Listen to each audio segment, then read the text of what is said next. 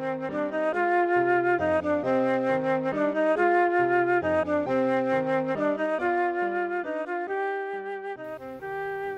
week's Torah portion is called Vayera, which means "and I appeared." The narrative shifts to the perspective of the Heavenly Father as he confronts Moshe's insecurities about confronting Paro. This is the famous scene where the Heavenly Father speaks to Moshe at the burning bush. When appointed the task of leading the children of Israel out of slavery, Moshe expresses reasons why he's not qualified. But let's examine his qualifications through a lens of parental alienation. Last week we focused on the suffering of Yocheved as Moshe's mother, whose name has been erased from his life, at least in last week's Torah portion. Yocheved's name only appears twice in all of Scriptures, and one of those times is in this week's Torah portion in chapter 6, verse 20.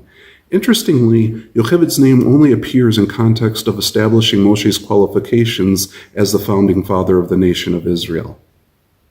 Yocheved is the matriarch of the priestly tribe of Levi. Therefore, we might assume that the mantle of leadership would go to her firstborn son.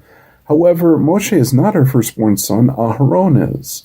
It begs the question, why pass over Aharon and place leadership on Moshe?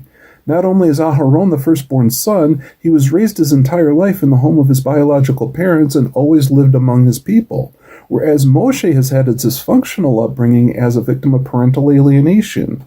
Interestingly, Torah indicates that Aharon is actually happy about Moshe's calling. It is as if Aharon himself sees Moshe's dysfunctional upbringing as qualifying him to be Israel's first national leader. Looking at this qualification through a lens of parental alienation, our guiding principle is the 8 signs of parental alienation, starting with the first sign, a campaign of denigration against a previously loved parent. The Egyptian government alienates Moshe from his mother, who formed a loving bond with him as his wet nurse. After he's been weaned, the Egyptian government alienates him from Yocheved without reasonable justification, where he gets raised in Paro's household. This week's Torah portion seems to indicate that his biological parents have already died before the scene at the burning bush. If so, then Moshe will never have a chance to reunite with them.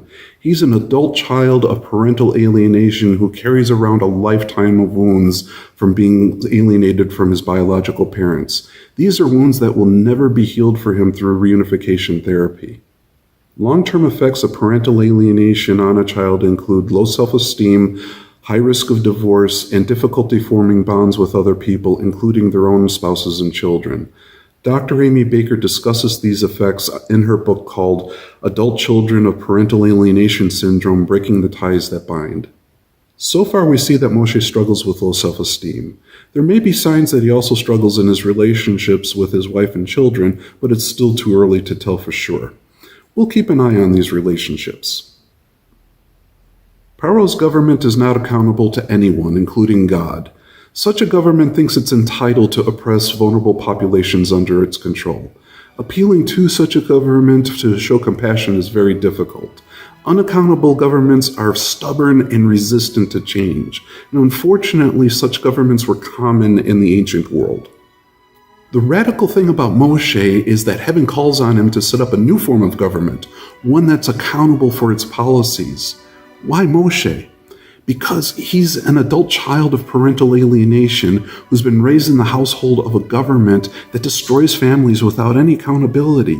He knows all too well the deadly consequences of this. Governments throughout history have struggled with faulty policies that cause parental alienation. Last week we discussed an example from Israeli history known as the Yemenite children. Policies such as granting judicial immunity to court-appointed social workers are a recipe for disaster. Government representatives who have the power over people's lives need extra accountability, not extra immunity. Paro's government should serve as a warning to all of us of what happens when a government lacks accountability.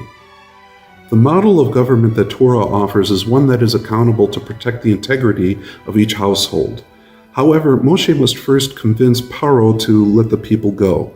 What will it take to pull that off? Hopefully next week's Torah portion called Bo will answer this.